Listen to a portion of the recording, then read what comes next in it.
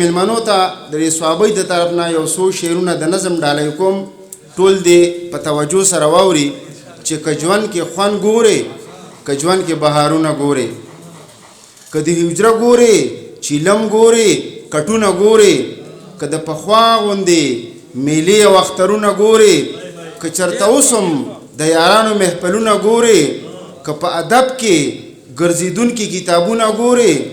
که د خپل قد نه دی سیوا محبتونه ګورې او که د دستار لا د دستار جوګه سرونه ګورې نو ښه په ډاډه زړګي راځه د ثوابۍ سیمې ته ښه په ډاډه زړګي راځه د ثوابۍ سیمې ته تاسو یو جهان مننه زړه مې یو نامه ښکلی ځمکه مې سجده ښکلی حق چې د حقدار وخوري بیا سله کعبه ښکلی مننه حق چې د حقدار وخوري بیا سله کعبه ښکلی دی جیب کې پیسې کېده هر څوک په دې خوله ښکلی مننه دی جیب کې پیسې کېده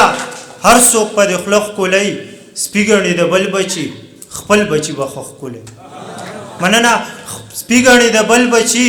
خپل بچي به ښه ښکلی قام او ځان مې داسې دي وینه چې څنګه زړه ښکلی قام او ځان مې داسې دي وینه چې څنګه زړه ښکلی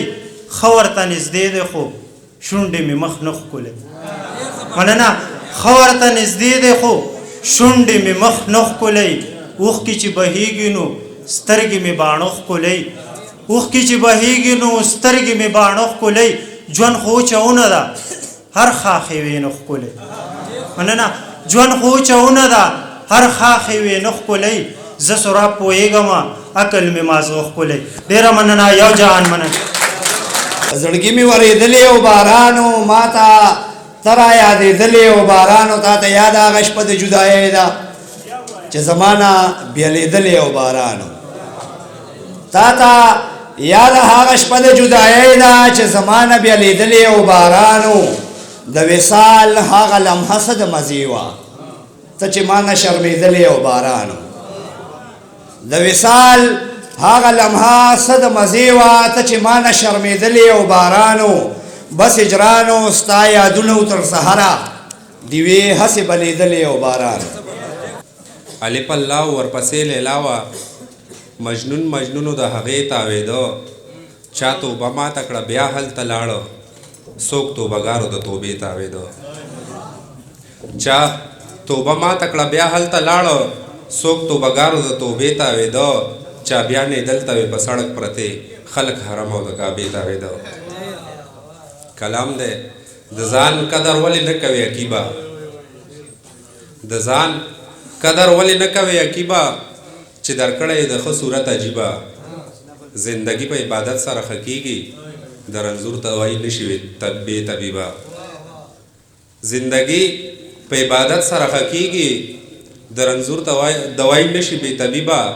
او که هر څو د کتابونه لټ په لټ کړل پوی به نه شي بې علم او بې ادیبه او زه حمزه د ګناهونو پڼ په سر یم زه حمزه د ګناهونو پڼ په سر یم په محشر مې شپارسو کې حبیبه مننه جی اتفاق نه لږ ناچار خلق دي نور پښتانه ګورې د کار خلق دي او دلته چې څوک د کار خبره کوي نو خلق وایي دا اوزګار خلق دي او د ثوابۍ خلق په دې مې خوښ دي چې ننګیالي دي وفادار خلق دي او دی له ټوپک په لاس کې مور کوي دی د منګي او د ستار خلق دي ډېره مننه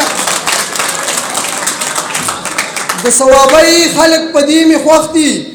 چې ننګیالي دي وفادار خلق دي او دی له ټوپک په لاس کې مور کوي دی د منګي او د ستار خلق دي دوه درې ټپیزې وامه نه وي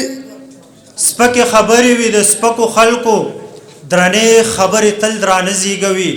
دا پښتانه خاوره ډاډه را درومه موږ پښتانه یو پښتانه زیږوي